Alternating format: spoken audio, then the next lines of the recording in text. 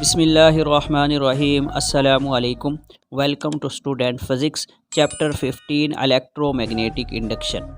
Objective 21 के अंदर पूछा गया है कि हमारे पास एक कॉइल है, उसके अंदर फ्लक्स का चेंज 1 मिनट के अंदर 1 वाइबर आता है, तो इंड्यूस्ड ईएमएफ की वैल्यू क्या होगी।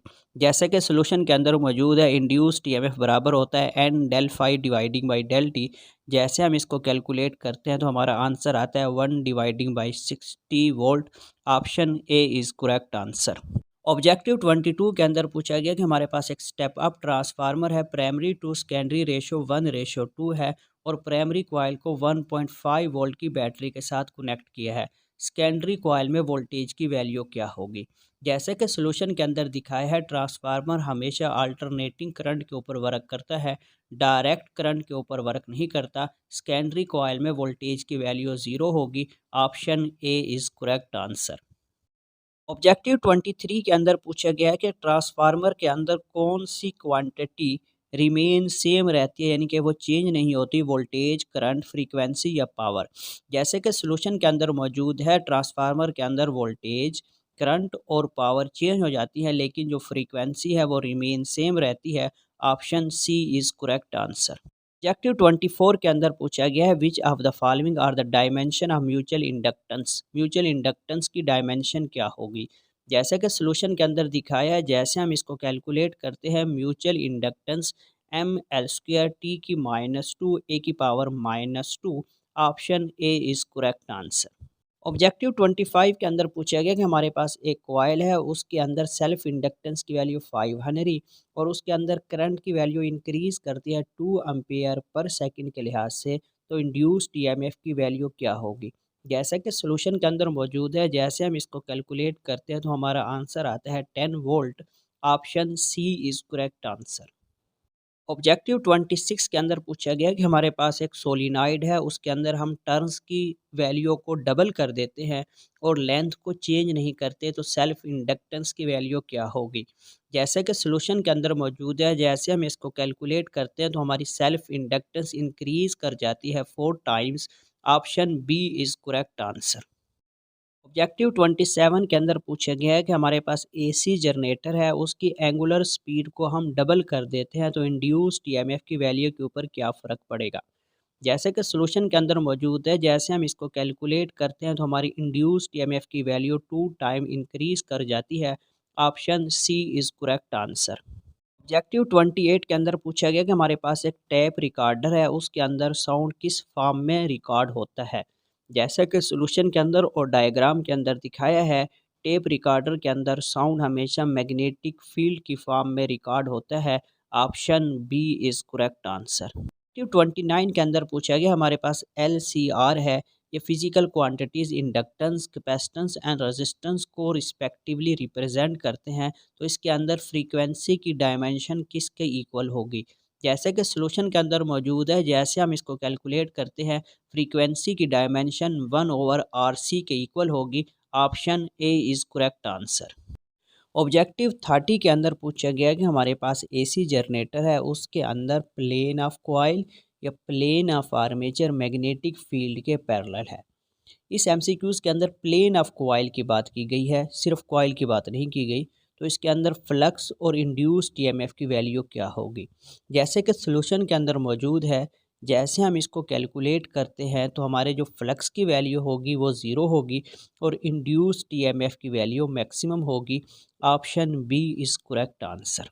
ऑब्जेक्टिव 31 के अंदर पूछा गया कि हमारे पास एक कॉपर वायर है, उसको हम मैग्नेटिक फील्ड के अंदर कांस्टेंट वेलोसिटी के साथ खींचते हैं और उसकी ओहमिक रेजिस्टेंस इंक्रीज़ कर जाती है।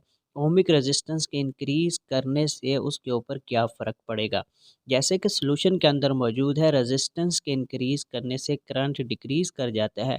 जिस वक्त करंट डिक्रीज़ कर जाता है, F=ILV, करंट के डिक्रीज़ करने से उसकी फ़ोर्स भी डिक्रीज़ हो जाएगी, उसको हम आसानी से पुल कर पाएंगे। Option A is correct answer. Objective 32 के अंदर पूछा गया कि हमारे पास एक स्टेप अप ट्रांसफार्मर है, जिसकी टर्न रेशो 4:1 है और प्राइमरी कॉइल के अंदर 4 एम्पियर करंट है। सेकेंडरी कॉइल के अंदर करंट की वैल्यू क्या होगी।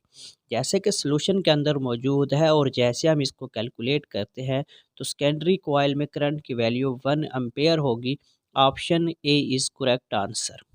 ऑब्जेक्टिव 33 के अंदर पूछा गया कि हमारे पास mutual inductance pair of coil है, टर्न्स को एन के साथ और म्यूचुअल इंडक्टेंस को एम हेनरी के साथ रिप्रेजेंट किया है। इसके अंदर 1 एम्पेयर करंट प्रोड्यूस होता है और टी सेकंड्स के दौरान, और उसकी एवरेज इंड्यूस टीएमएफ दूसरी कॉइल के अंदर क्या होगी। जैसे कि सोल्यूशन के अंदर मौजूद है, जैसे हम इसको कैलकुलेट करते हैं, इंड्यूस टीएमएफ पर टर्न की value M I dividing by T, option A is correct answer.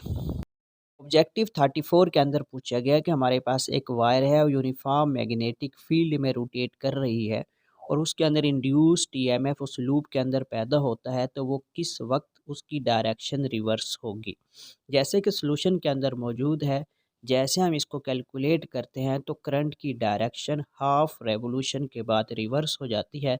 Option B is correct answer. Objective 35 के अंदर पूछा गया कि हमारे पास एक कॉइल है, उसकी सेल्फ इंडक्टेंस 5 हेनरी और उसका जो करंट डिक्रीज होता है 2 एम्पियर पर सेकंड के रेट से, तो उसके अंदर इंड्यूस्ड ईएमएफ की वैल्यू क्या होगी। जैसे कि सॉल्यूशन के अंदर मौजूद है, जैसे हम इसको कैलकुलेट करते हैं तो इंड्यूस्ड ईएमएफ की वैल्यू 10 वोल्ट होगी। Option A is correct answer. Objective 36 के अंदर पूछा गया कि हमारे पास एक ट्रांसफार्मर है जिसकी आउटपुट 140 वाट है और उसके जो मेन वोल्टेज हैं 240 वोल्ट है और उसके अंदर जो करंट फ्लो कर रहा है 0.7 एम्पेयर फ्लो कर रहा है। उस ट्रांसफार्मर की एफिशिएंसी क्या होगी। जैसे कि सॉल्यूशन के अंदर मौजूद है, सबसे पहले हम इसकी इनपुट पावर फाइंड करते हैं।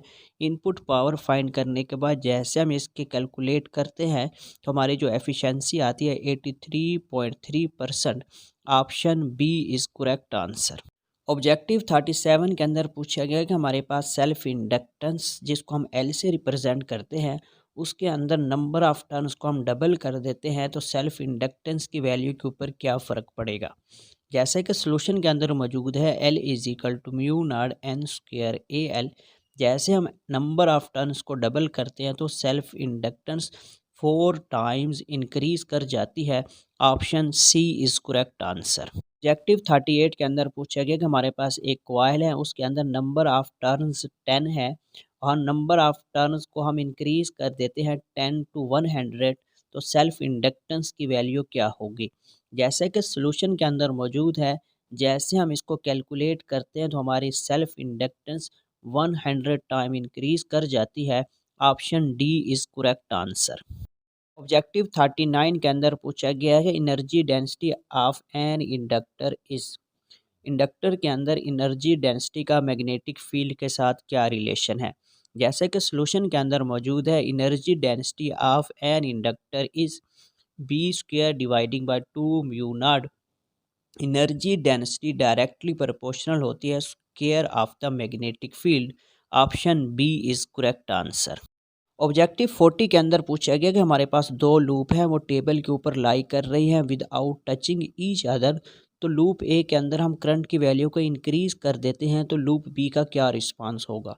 जैसे हम लूप ए के अंदर करंट की वैल्यू को इंक्रीज़ करेंगे तो लूप बी के अंदर करंट प्रोड्यूस होगा लेकिन उसकी डायरेक्शन अपोजिट होगी, यानी कि लूप ए उसको रिपेल करने की कोशिश करेगी, जैसे कि सॉल्यूशन के अंदर और डायग्राम के अंदर दिखाया गया है। Option C is correct answer.